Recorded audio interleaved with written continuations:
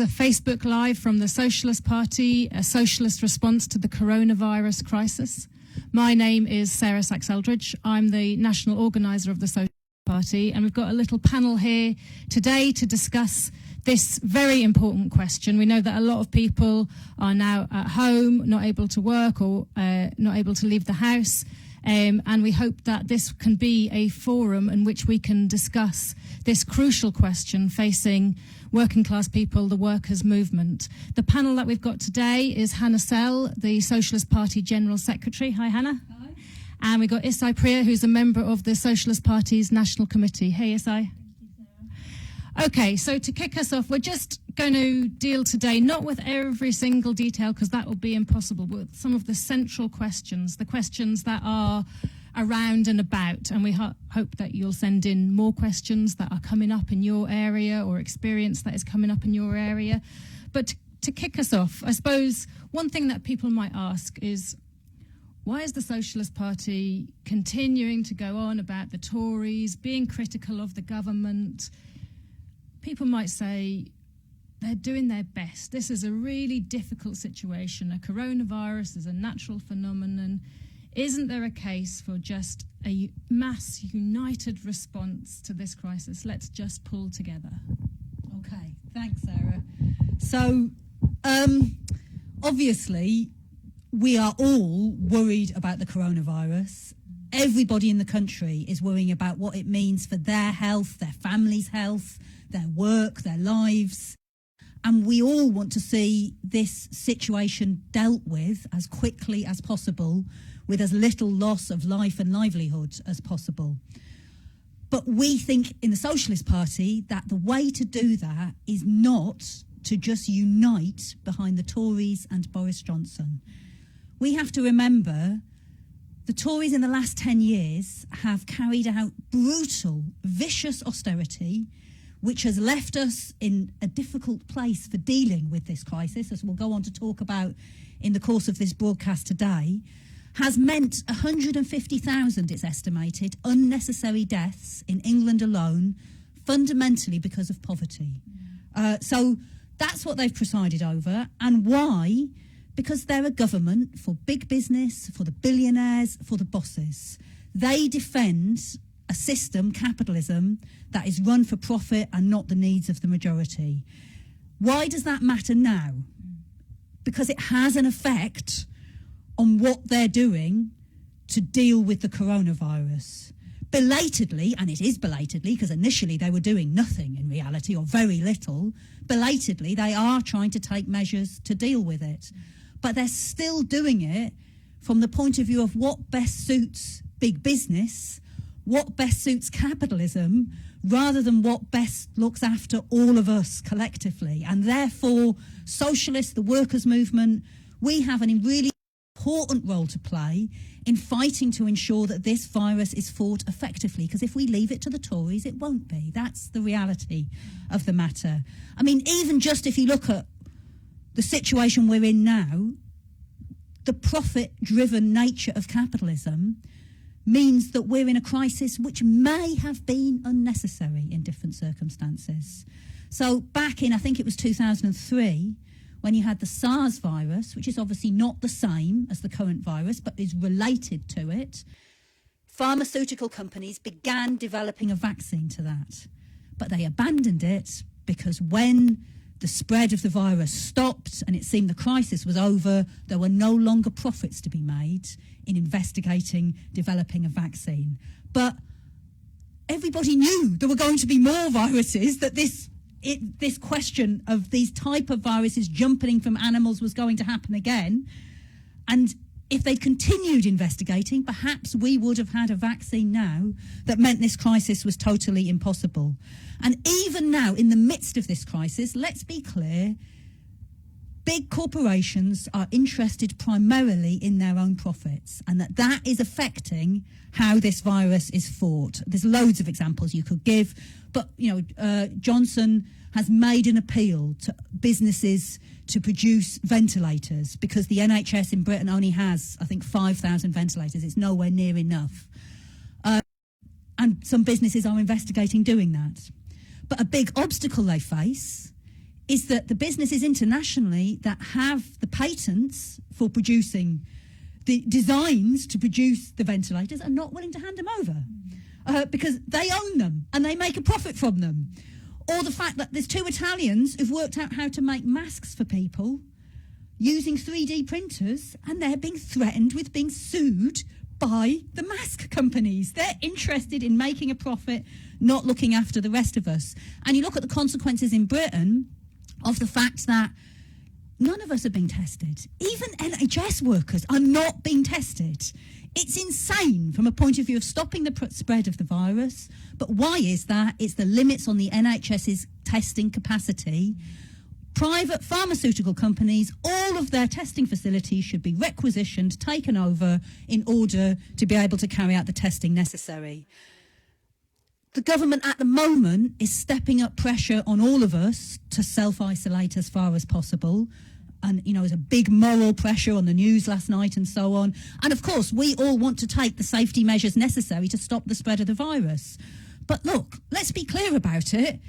You want people to stay at home, you've got to make sure they've got money to live on. Yeah. And at the moment, as a result of having to go home and being on sick pay, but also as a result of just being laid off, sacked, as a result of the business closures are taken, there are countless people being left without any income or a very limited income. If the government was serious, and they're under pressure, and they will probably make some announcements this afternoon, but they should be saying, we're campaigning, no loss of pay for anybody. You're either paid by your employer, but you're paid by the state, but you keep getting the income that you have at the moment, a decent living income, in some cases more than you get at the moment, in order to be able to survive during this crisis. So we think Socialists and the workers' movement have a vital, independent role to play. The TUC, the leaders of the trade union movement in Britain, have put out advice on the coronavirus, and it includes lots of good things that we should be campaigning for in workplaces. But it also has the idea that we have to work together with the government and the employers to solve this. Now, in our view, of course, if the government or the employers do something good, we support it. You know, we're not going to complain for the sake of it. But we cannot rely on them, and we have to act independently. And there have already been countless cases across the country of workers having to threaten strike action to stop them being laid off without pay, of workers having to threaten strike action to get the proper health and safety equipment, and that is necessary. And the TUC should be prepared to threaten strike action nationally if necessary to get the measures necessary to be taken. And the kind of final, I mean, there's lots of other things you could say, but the final point I would make on it is that we fight for democratic work control over all of the different aspects of this fight against the coronavirus. And that's not just for the sake of it. It's because the working class knows better what needs to be done. Surely people can see the government shut down schools under pressure at very short notice in a completely disorganised way, kind of half shut. If it had been down to the democratic organisations of teachers, the teachers' trade unions, to parents working together democratically to decide the best way to act, it could have been done so much more effectively for the benefits of everybody, and included much more effectively than is going to take place, schools being used, as the NEU has raised, together with councils to act as kind of emergency hubs to help people in need in communities, to check on the vulnerable and so on. The working class knows better, and therefore, you know, we have to get organised in every workplace, demanding that the unions collectively come together to organise and put demands on what health and safety measures are necessary and so on. So I'll leave it there for an introduction, but I think there are some of the reasons that we can't just say, carry on, Boris, we're sure you're going to do a good job. Oh, do you want to answer that? No, not to that, but... yeah. Should I go on to the next question then? Because thank you, Hannah. I think that's really good. And what you've... Capitalism is a society based on classes, isn't it? The exploitation of one class, the capitalist class, working class, by the capitalist class, tiny minority. And I think, like Hannah's started to say there, started to spell out really clearly, the coronavirus shows that. It's opening up, it's peeling back the skin, isn't it, and showing the reality of what capitalist society is, what class society is. So do you want to expand on that, Isai, of what the coronavirus is showing us about capitalism today? Well, I think, first of all, the coronavirus is exposing the limitations, but the exploitive nature of capitalism, of how if you're rich, no matter what the crisis or no matter what pandemic you're under, you will still be able to be safe. You have more measures to keep yourself isolated, not having to worrying about pay, not having to worrying about whether you have enough food in your house and stuff like that. Whereas for ordinary people, for workers and young people, the coronavirus has increased the uncertainty that they face. For example, they generally don't know what's going to happen. We have to wait for the daily live videos from Boris Johnson to let us know what they're going to do next. And it seems that they themselves haven't got a clue what they're doing. It seems to be a bit of a, let's decide what they're going to do this today and let's decide what we're going to do next tomorrow. Whereas we say, who is making those decisions? It shouldn't be Boris Johnson and the Tories, who, not just us, but I think the majority of the working class don't trust in this situation.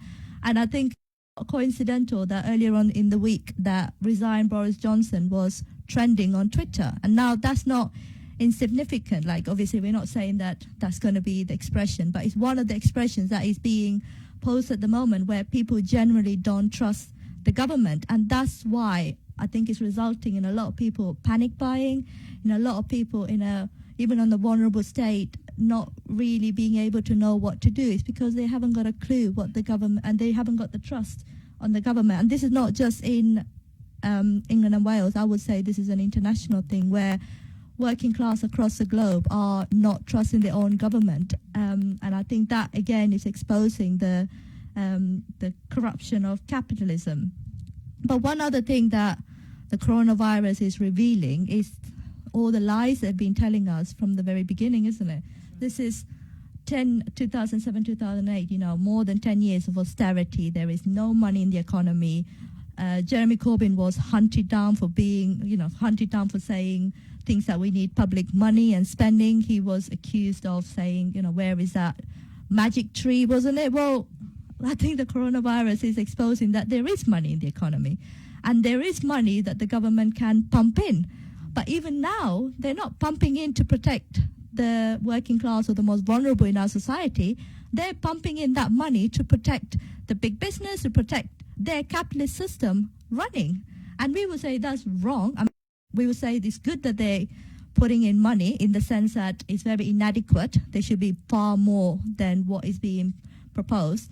But at the same time, they're doing that for big businesses rather than to make sure that anyone working is guaranteed full pay if they have to self-isolate or if they have to, look after their children now that they are not going to school from some of the sectors and stuff like that. But that's the money that we want. Those are the money that we need to be giving to people. And I think the other thing that is quite revealing about this coronavirus and the crisis that it's posing is all the things that we've been saying of how you can organize an alternative society, isn't it? Everything that we've been saying about how you can food distribute, everything that we've been saying about how you can manage on a workers' control and management on what is being produced, how much is being produced, what is being distributed.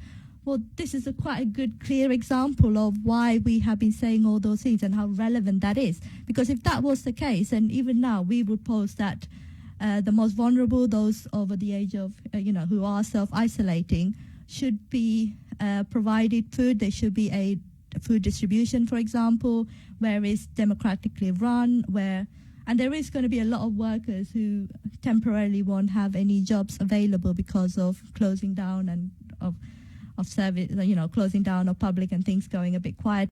Those workers should be redirected onto those things. There is never a shortage of work to be done in the sense of, the vital things that is being needed to do. And I think the other thing that is a quick minor point, but I think is still relevant, is the role the media played in all this as well. That scaremongering, the fear that is being portrayed, and there are not enough facts being released actually of how many people have actually cured from it, or what is actually concretely the situation that have been tested, how late the results are being released. None of this information is available. It's almost like these are the death rate and, just keep bungering onto that. Whereas we think there should be real information available, honest information, which you can find. Correct.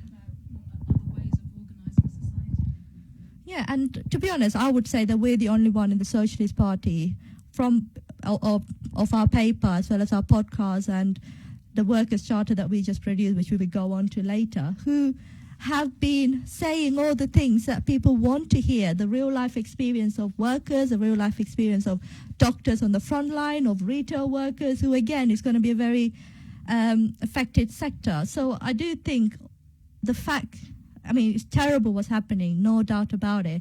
And first and foremost, we should protect or everyone and, make sure that you are safe. But the government needs to protect the workers, but they're not going to do that because we know they are right-wing and pro-business. So we have, as a working class, needs to put those demands and make sure that we have a concrete plan of what is needed. I just wanted to emphasise one point that Issa was making, because it is really striking. It's not the first thing in anyone's minds at the moment because we're dealing with this immediate crisis. But the austerity that the working class in Britain and public services in Britain have suffered in the last 10 years has been so brutal. And of course it has consequences for the crisis.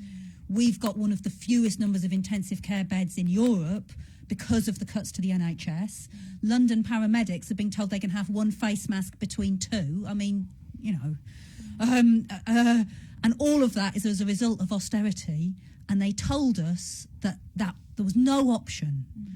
And as Issai said, Jeremy Corbyn was derided as a crazy Marxist because he wanted to spend more on public services. And then overnight, they can find £330 billion, that's 15% of GDP, to pump into the economy. It shows that for them, it's about what is in the interest of capitalism. And that's why they decide what's possible. Nationalisation was considered something terrible, but they're going to be forced to nationalise a few things in the course of this crisis. But they do it all to prop up capitalism, and anything they nationalise won't be run in the interests of the majority or under democratic working class control. It will be when they semi-nationalised banks in the last economic crisis, and they kept evicting people.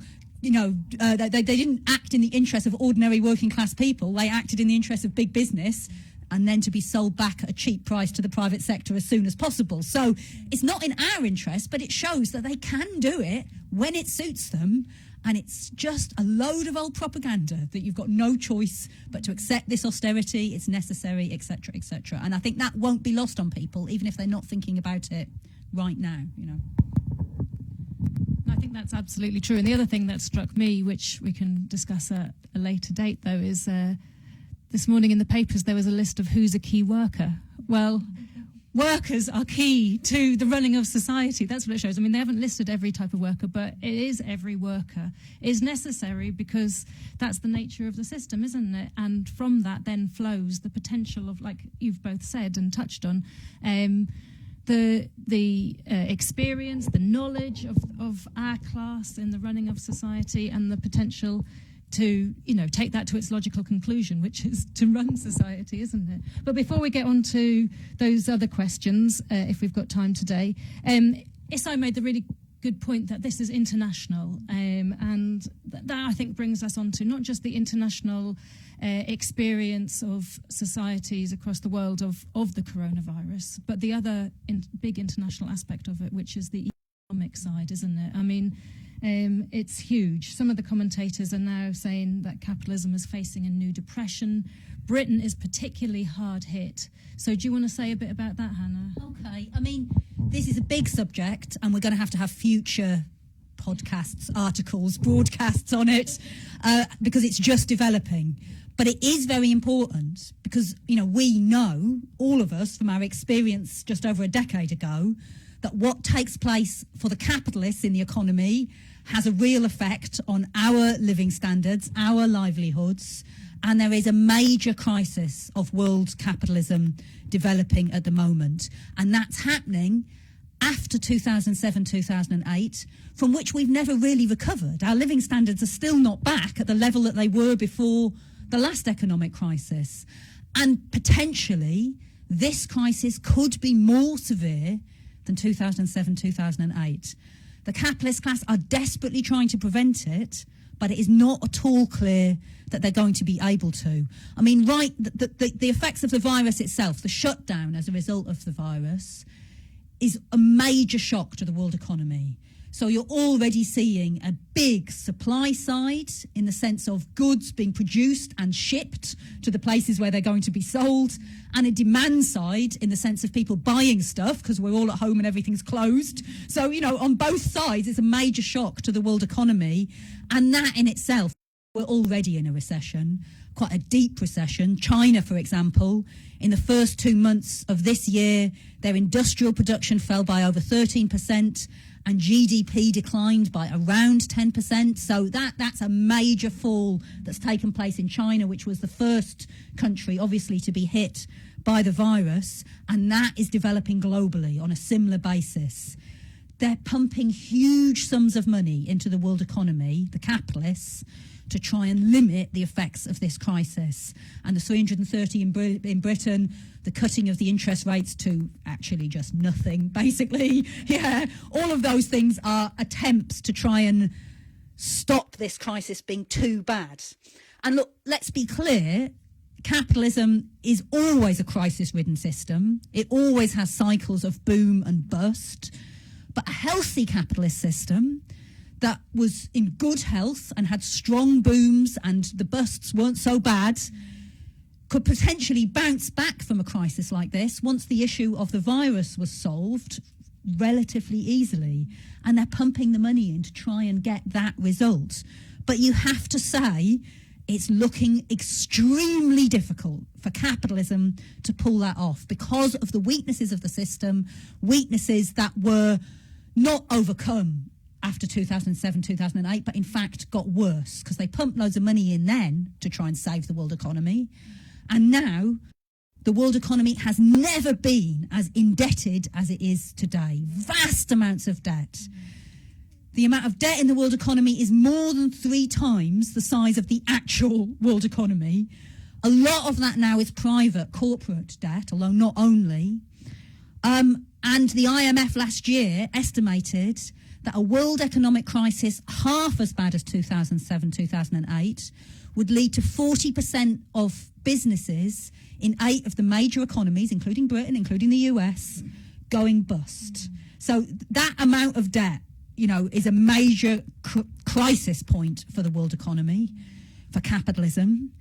Of course, there's also big profits. Let's be clear, profits have been restored. There's massive profits. But it's a sign of the sickness of this system, whereas in the past they invested profits in new industry, in developing production. They've just sat on them. There's £750 billion in the bank in Britain that big business have got that they're not investing as a result of the sickness of this system. One of the demands we raise is let's have half of that straight away to get the working class through this crisis without suffering ill effects. But so there's money there, but the sickness of the system means it's not being invested, and at the same time there are these enormous debts. And then there's not much time to talk about this, but in our view, the biggest problem that capitalism faces, and the more intelligent capitalist commentators realise this, is that they're all fighting amongst themselves. Capitalism is a global system, but it's based on countries, on nation states.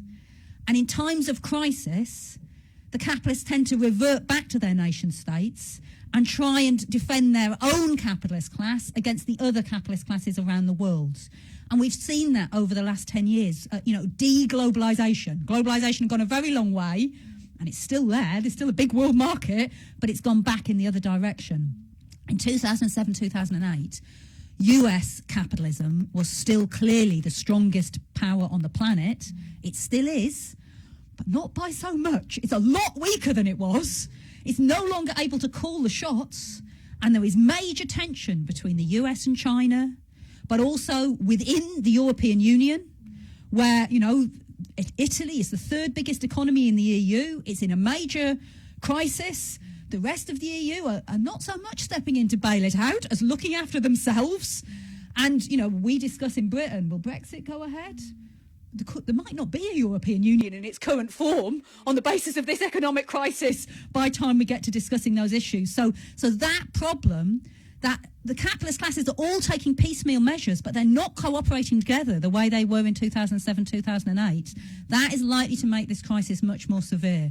And even if they do manage to cooperate a bit to get through this a bit, the tensions are going to keep growing between the different capitalist powers, which creates problems for a whole period. So we can't say exactly how this is going to work out, but we can say it's looking bad for capitalism. That doesn't mean capitalism is going to collapse. They'll always find a way to survive until the working class gets organised and fights for a new kind of society. But as we've already touched on, the other side of this is that it's demonstrating to people that capitalism isn't working, that the ideas that are connected in people's minds with socialism, like nationalisation, like the state playing a bigger role, the capitalists are perfectly prepared to use them when necessary, and that is going to raise, don't we need socialism? Isn't socialism a possibility? One of the consequences of the last economic crisis was the beginning of the development of people being interested in socialist ideas. That's going to get stronger out of the developments we're going into. So, even before the coronavirus outbreak, wasn't Britain already heading towards a recession anyway, which was like 0% growth which was predicted at the end of January 2020. So the whole idea that the system is strong and stable is again another complete lie that is being put forward by Theresa May's strong and stable government, isn't it? I mean, just totally a reminder of that. Yeah, exactly. Okay, so Hannah's just outlined the capitalists' response or lack of response, really, to, you know, how insufficient it is to secure society's safety and future. But as we touched on already, there's another potential major force in society, isn't there? There's the working class. So, Isai, do you want to start us off on how does the workers' movement respond to this crisis? What is the Socialist Party saying on that front? Okay, because like even before coronavirus came on to be, Britain, like, you know, I was reading some of the facts, and Britain is one of the lowest statutory sick pay than in any country in Europe, and people were shocked to hear that. But also the crisis in our NHS, it's easy for Boris Johnson to come out and say the NHS is prepared for coronavirus. Well, actually, even on a normal winter season, we have the winter crisis in the NHS, where, you know, we heard stories, and it's been revealed on our Socialist newspaper, where doctors have been underlining some of the difficulties that we face, the fact that there is, you know, NHS has been underfunded, under-resourced for a number of years, even before 2007, 2008, and we have been putting forward the demand that it needs to be fully funded, and even more so now. And I think our immediate response and the Socialist Party immediate response is that no worker should be punished for the coronavirus. You know, it's not our fault that this is happening. And also, we need to have a program, a workers' chart on what is needed, what are the policies and what are the programs needed to combat this crisis and to prepare and protect ourselves.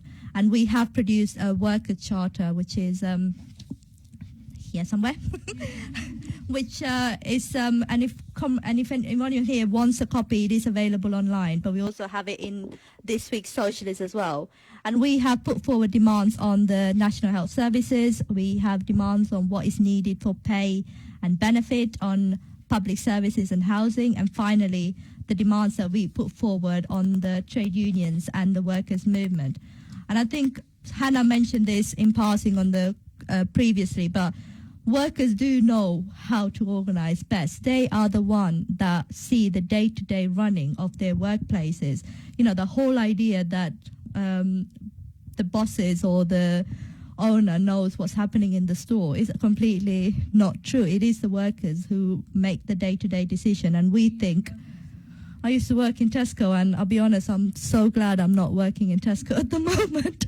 It will be a complete chaos. And even now when I go into the supermarket, even this crisis, I try and fit in small conversation with some of the staff, and they are, completely angry, frustrated with the government, but also frustrated with the trade union as well, which is mainly Astor in the retail sector, about the lack of action that's being put forward. But they are quite, they want to organize, and they are having discussion with their own colleagues about it. So, you do try and fit in those conversations where you can, especially when the shelves are empty at the stage. So it was quite interesting to have those discussions. But we say that it should be democratic workers' control and management that should be running and making decisions on what is needed. And we think, especially now, the idea of health and safety committees, for example, is very relevant, so that we can come together and make decision on what is actually needed. But I think the other point that we need to emphasize is on the question of housing as well. And this is particularly relevant everywhere, but I would say especially in London, because of the housing crisis, the extreme length of housing crisis, where I think a third of the family is a paycheck away from being homeless. And this crisis means that a lot of people are losing their jobs with no secure income, and actually even the process of getting the statutory sick pay is so long and so tedious and so little that it's actually not really helping. So we are putting forward the demands of mortgage and rent payment should be suspended, not pushed back, but suspended for those months, because the workers won't be able to, you can't make 2 payments on the next month.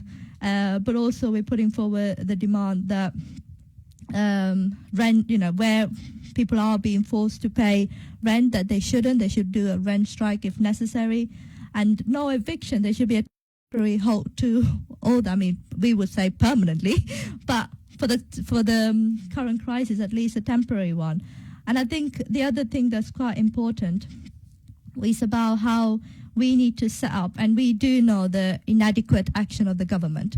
And so we propose that the trade union movements and the workers should be involved in setting up local community groups, where possible, support groups, so that we look after the most vulnerable in our society. And we particularly put forward the demand on the councils, especially, and we have been emphasizing this on Labour councillors, stand up, have a flipping spine, because people are literally struggling at the moment, and you are sitting on reserves. Newham Council has got, 1.3 billion pounds of total reserves with 539 usable reserves. So use those reserves to provide the services, and they're making cuts instead.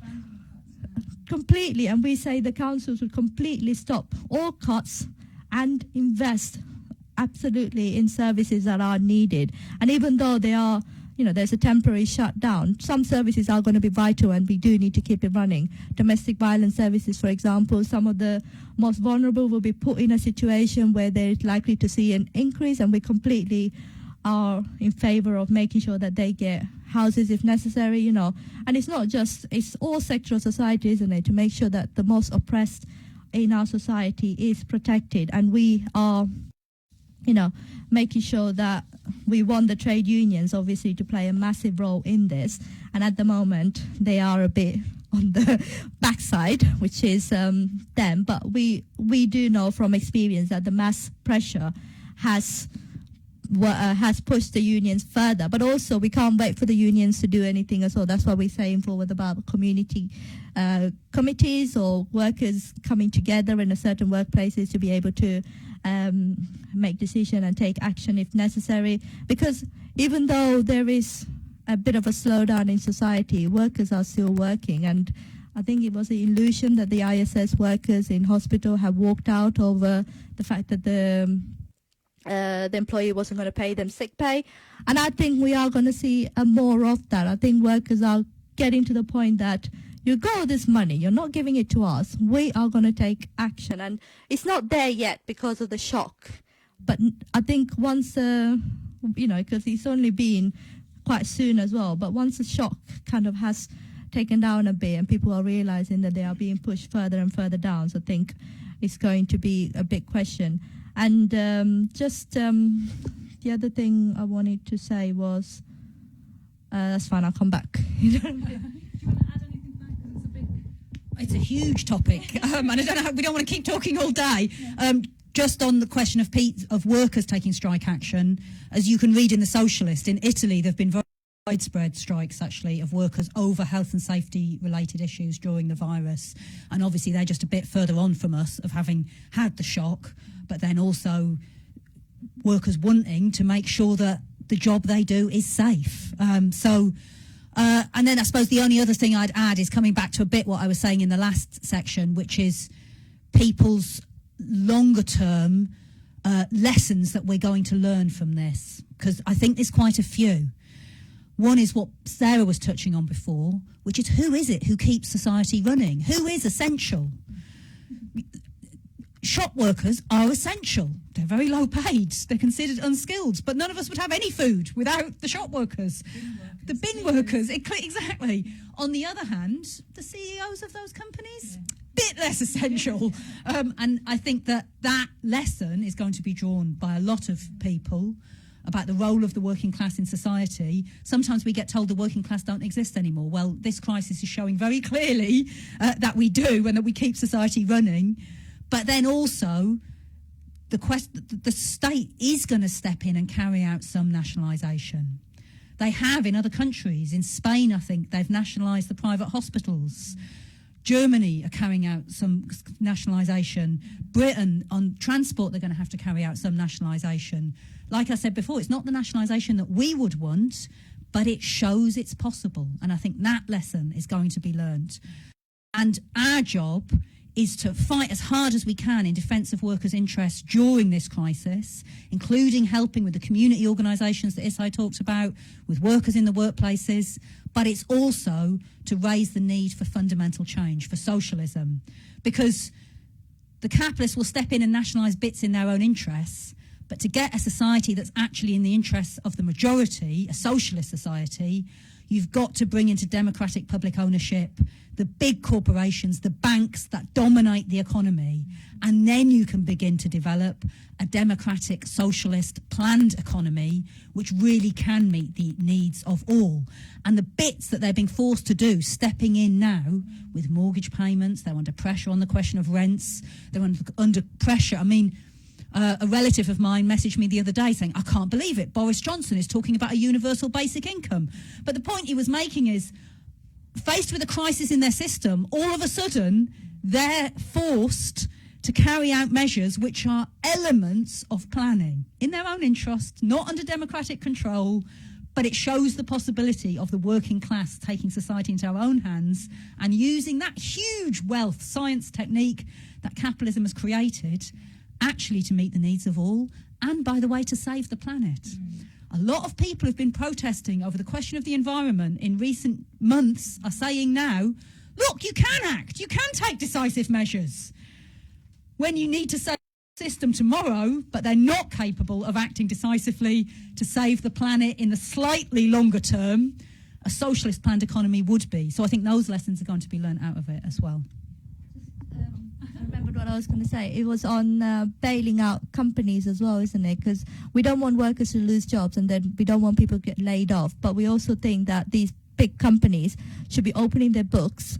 We need to see the full accountability of it. And if they genuinely can't, on a proven need, then to give bailouts and compensation on that basis. But we can't let these big bosses get away with getting bailouts on, without having to give any accounts whatsoever. Very good point. Okay, well, I think we've covered a lot today, but obviously on such a huge issue, we've left a lot more for future podcasts and future Facebook Lives, which we're going to try and do as this crisis develops, as the situation develops. New demands are going to have to be discussed, aren't they? But you hope from today you can see a bit about how the Socialist Party approaches these things.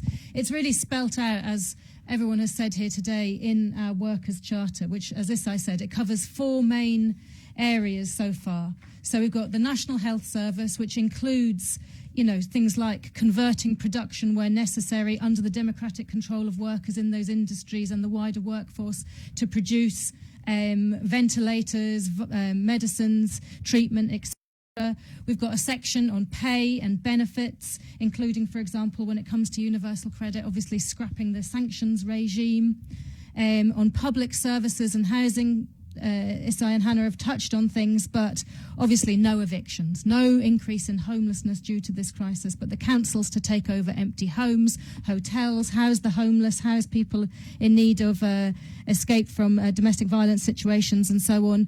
And then finally, trade unions and workers' action, which is really important and kind of ties the whole thing together. As has been said, trade unions to establish all union health and safety committees in every workplace to agree joint action required to guarantee safety, but also things like democratic trade union oversight over any government or private sector emergency measures taken to contain the virus, such as restrictions on public assemblies and strikes and rationing and so on, not to leave things in the hands of the capitalist class, as we've discussed here today, and more about socialism. So, like I said, that's online. It's in our paper this week. You can order copies if you want to distribute it in your workplace. We've done a podcast. We want you to read our paper. This is an experiment. As you can see, we're not absolutely technologically up to complete speed yet, but we want to communicate and to discuss. We want to hear what you are discussing and debating in your workplace, in your family, with your neighbours and friends in your community, and to send us feedback on what you think of what we've had to say here today and what we're saying in our paper. Our paper is full, like Hannah and Isai have said, of socialist analysis, but also of reports from the front line. That's really important. We've got stuff in the paper this week from bin workers, from health workers, from young people and so on. So we want to hear that from people who are watching today, but also we want you to join us, because as Hannah was just outlining at the end, it's so important that we join the dots together, not just fighting to deal with this and that aspect of the crisis, but that we recognise that capitalism is a system based on crisis, and that the socialist alternative based on democratic socialist planning of the economy in the interests of the overwhelming majority is what we've got to fight for. And we want you to join us in making that voice stronger and helping more people to see that there's an alternative way of running society possible and necessary, but we've got to fight for it. So join the Socialist Party, send us your feedback, and hopefully we'll see you again for a future live event like today. Take care.